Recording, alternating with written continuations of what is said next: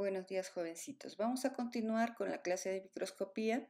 El anterior video habíamos conversado acerca del microscopio óptico compuesto, del microscopio estereoscópico, de los microscopios ópticos especiales, hasta el microscopio de fluorescencia.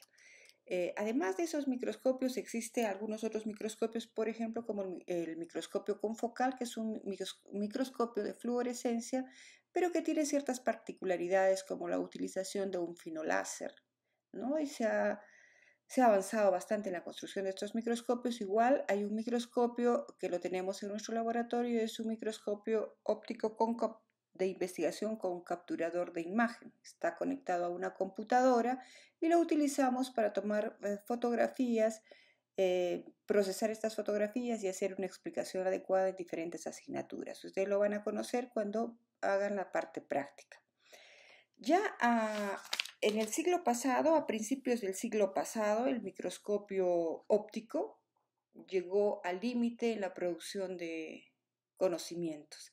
Si bien permitió un avance inmenso en el campo de la biología, este microscopio, sin embargo, pues se llegó al límite de la resolución que era 0.1 micras, ¿no? Que nos permitía ver hasta 2000 veces aumentada una estructura con el microscopio de luz ultravioleta y el de fluorescencia.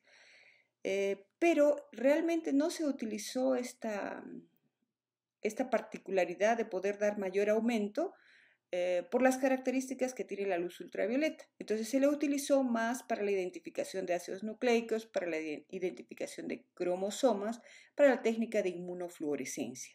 Pues entonces surge la curiosidad por investigar más y poder fabricar un instrumento que nos diera mayores aumentos, que ya no solamente nos permitiera estudiar la parte estructural, que ya hemos dicho que es lo que veíamos al microscopio óptico, ¿no? La estructura de la mitocondria, por ejemplo. Ustedes la van a ver como un puntito muy finito con una coloración especial en células en las que abunda este tipo de organoide. O el retículo endoplásmico rugoso, que lo van a ver como una simple coloración en una zona especial, en las células del páncreas, por ejemplo, porque es abundante allí, y eso es todo lo que vemos de la estructura. Pero sin embargo, con el microscopio electrónico, lo que sabemos ahora es que el retículo endoplásmico rugoso tiene la forma de sáculos aplanados, que tiene membrana, una cara externa, una cara interna, y que cuando está funcionando tiene adosados los ribosomas, por ejemplo, o que la mitocondria tiene una doble membrana, tiene una matriz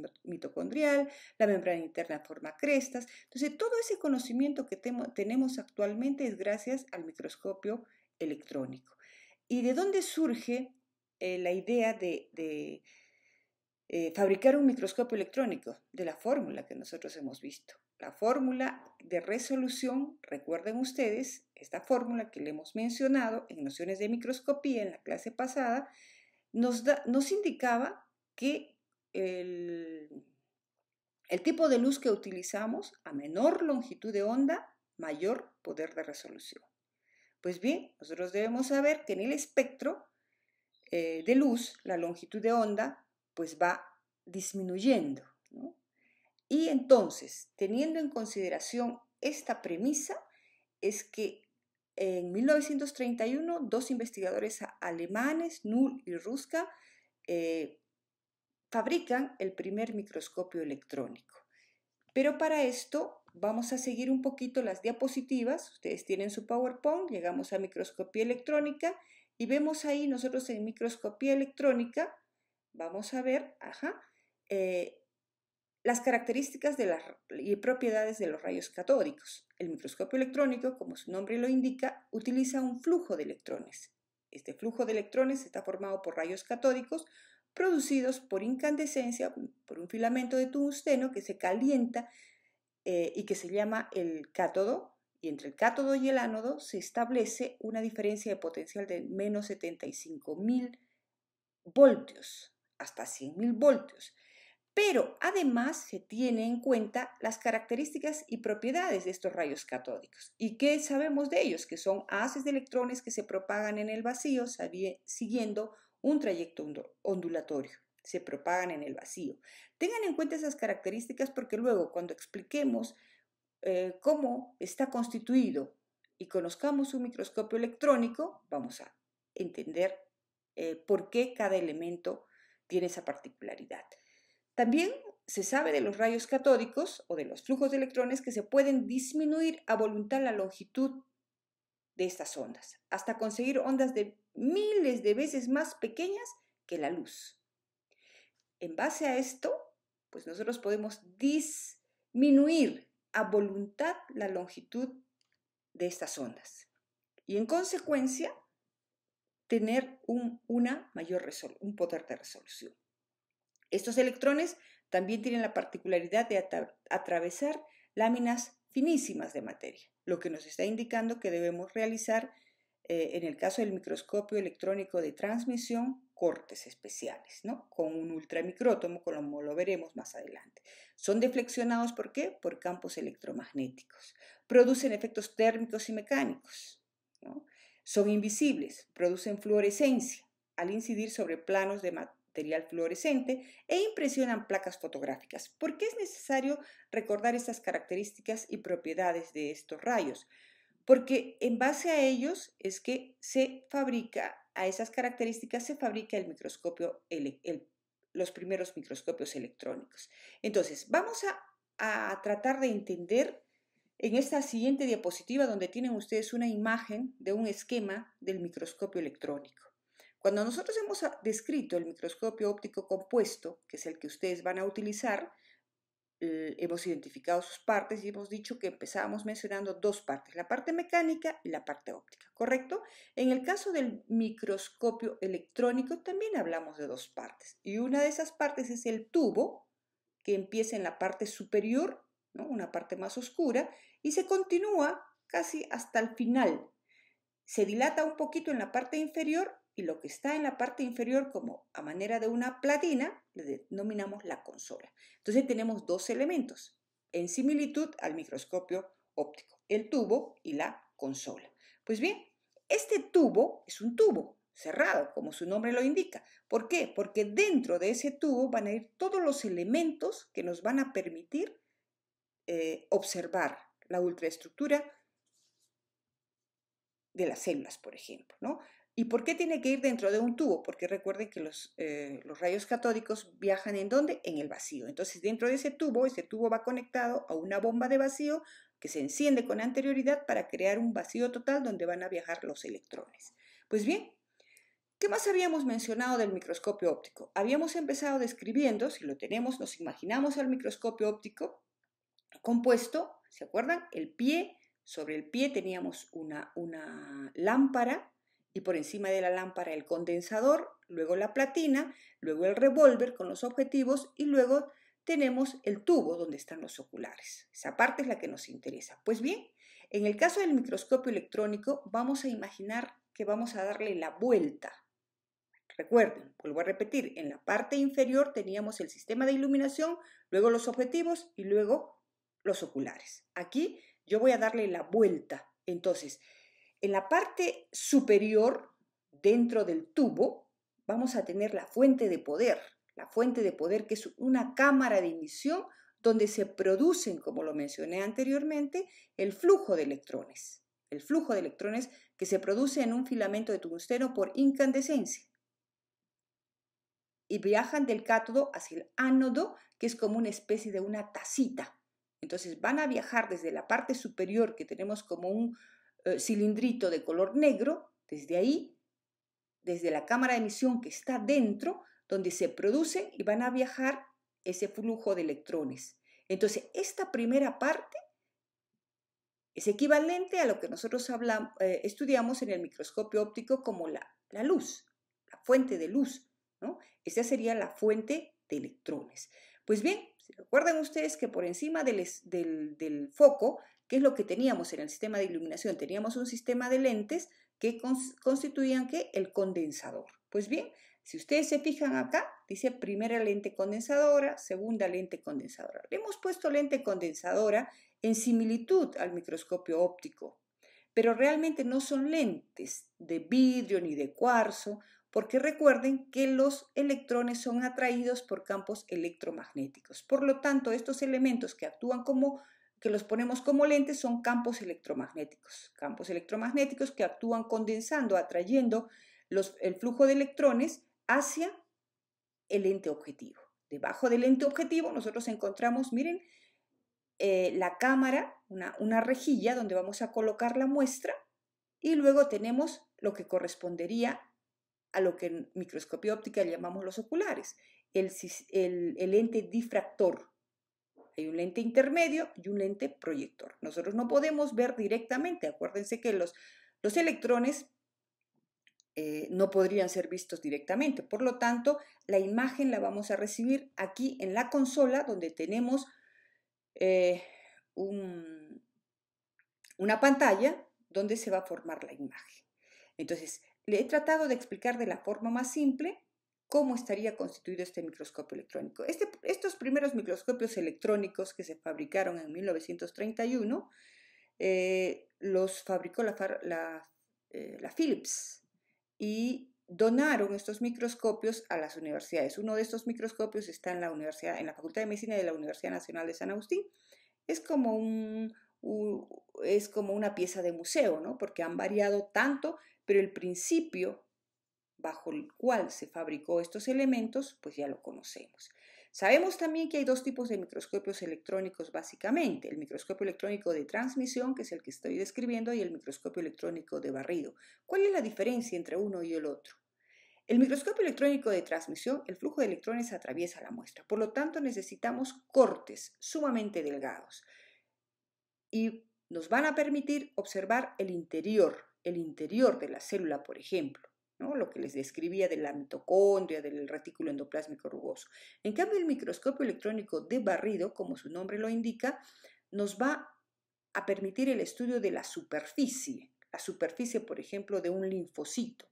Ver la parte superficial va a formar una imagen tridimensional. Los electrones chocan en la muestra, rebotan y forman como un halo de una manera muy particular. Entonces se complementa el uso del microscopio electrónico de transmisión con el microscopio electrónico de barrido.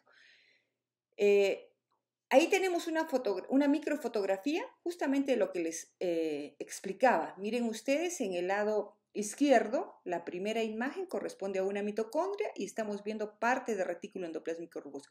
En la lámina que tenemos a continuación de esa, dependiendo del corte, estamos viendo en transversal el retículo endoplásmico rugoso, liso, miren, como sáculos aplanados, con un lumen ahí, y algunos otros organoides que los estudiaremos posteriormente. En cambio, la tercera imagen grande que tienen en un costado es una vista de microscopía electrónica de barrido, donde nosotros estamos viendo la superficie de los espermatozoides. Miren la cabeza del espermatozoide, la pieza intermedia y la colita de los espermatozoides. Aquí igualmente, ahora no lo entendemos mucho, pero en esta imagen que tenemos en la parte izquierda inferior corresponde a un glomérulo, un ovillo de capilares del riñón, ¿no? Que lo estudiaremos cuando hagamos la parte de histología. Espero poder haberme explicado, ¿no? En la actualidad, los microscopios electrónicos de transmisión dan muchos aumentos. En un primer momento daban hasta 200.000, 300.000 aumentos. En este momento hay microscopios electrónicos que llegan hasta el 1.000.000 de aumentos. Entonces se está avanzando mucho en eso.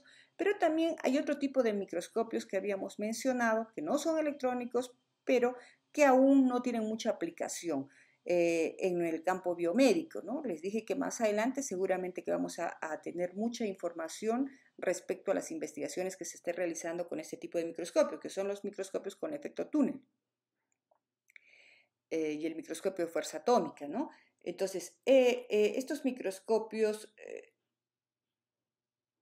son muy sofisticados, ¿no? Y a la par, como les había mencionado, a la par de la fabricación de un instrumento de magnificación va el estudio de las técnicas. Es así que el microscopio electrónico, por ejemplo, se fabricó en 1931, pero miren, hasta 1960 empieza recién a utilizarse. ¿Por qué? porque teníamos que realizar cortes y para poder realizar cortes necesitábamos ya no un micrótomo, como van a ver ustedes en la siguiente clase de técnicas. Las muestras para poder observarse al microscopio óptico son cortadas en aproximadamente 5 micras de grosor para poder observarlas al microscopio, pues es toda una técnica. Si eso era para el microscopio óptico, pues para el microscopio electrónico, recuerden la unidad de medida de microscopía, ¿cuál es? De microscopía óptica, la micra. Ya sabemos a qué cuánto equivale una micra. Y para microscopía electrónica, ¿cuál es? El nanómetro y el ángstrom. Entonces son técnicas bastante sofisticadas que tendrían que irse perfeccionando. Igualmente, para estos nuevos microscopios se va perfeccionando cada vez más las técnicas para lograr investigaciones beneficiosas en la ciencia, ¿no? Aquí, en el siguiente cuadrito, les he puesto algunas comparación entre el microscopio óptico compuesto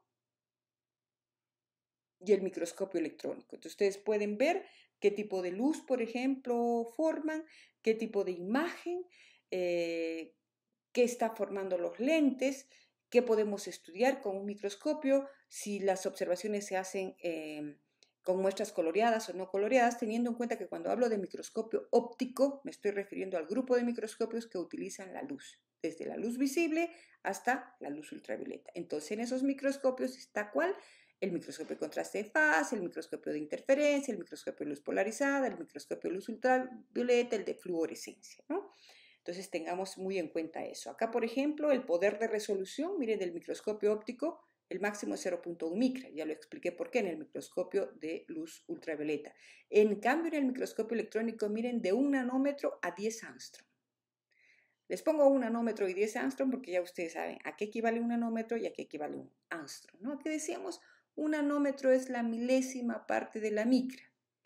Un angstrom es la décima parte del nanómetro, la 10 milésima parte de la micra. Entonces vamos practicando para no tener confusiones en esto. La longitud de onda que utiliza, miren, 5500 angstrom en el microscopio óptico y en el microscopio electrónico 0.05 angstrom.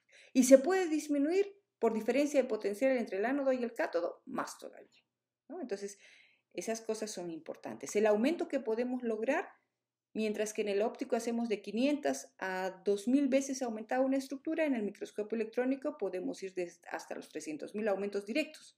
Recuerden que una cosa es el aumento y otra cosa es la magnificación. Yo puedo magnificar una estructura en forma indefinida. En el siguiente cuadrito vamos adelantando un poquito, se les ha puesto algunas características en cuanto a la preparación de muestras y los fijadores y todo lo que vamos a utilizar. Quizás en este momento no lo entendamos mucho. Yo les recomiendo revisar este cuadrito una vez que hayamos pasado la clase de técnicas. Cuando ustedes hayan revisado una técnica que es rutinaria en el laboratorio, mediante la cual se preparan todos los tejidos, todos los órganos, y es la técnica de inclusión, ¿no? Entonces, vamos comparando eso. Y ahí luego tenemos otro cuadrito que también he tratado de buscarles, que corresponde a las diferencias entre microscopía óptica y microscopía electrónica. Esas sí las tienen que revisar. Entonces, jovencitos, he tratado de darles una explicación para facilitarles su aprendizaje en esta parte de la microscopía electrónica. Es importante que nosotros recordemos para qué utilizamos el microscopio electrónico y qué grandes avances hemos logrado con microscopía electrónica. Recuerden siempre, ustedes van a encontrar en algunos libros unas imágenes de microscopía electrónica muy coloridas. Pues eso simplemente es artístico. ¿Qué quiero decir con esto? Que esos colores que ustedes pudieran observar en un esquema ultraestructural de la célula tomado por microscopía electrónica, pues las ha plasmado un artista, pero en base a lo que se ha observado al microscopio electrónico realmente, que es en tonos grises, que es como les he mostrado en la fotografía anterior. Bien, jovencitos, entonces nos estamos viendo la siguiente clase con técnicas citológicas e histológicas. Vayan estudiando, ya que va de la mano lo que es microscopía y técnicas, para luego entrar ya en lo que corresponde al estudio de la célula. Una vez que conocemos los instrumentos, las técnicas que nos permiten estudiar la célula, nos vamos a introducir en la célula primero una vista panorámica y luego con detalle cada uno, que es todo lo que corresponde a la primera y segunda fase de nuestro curso. Nos vemos la siguiente. Hasta luego.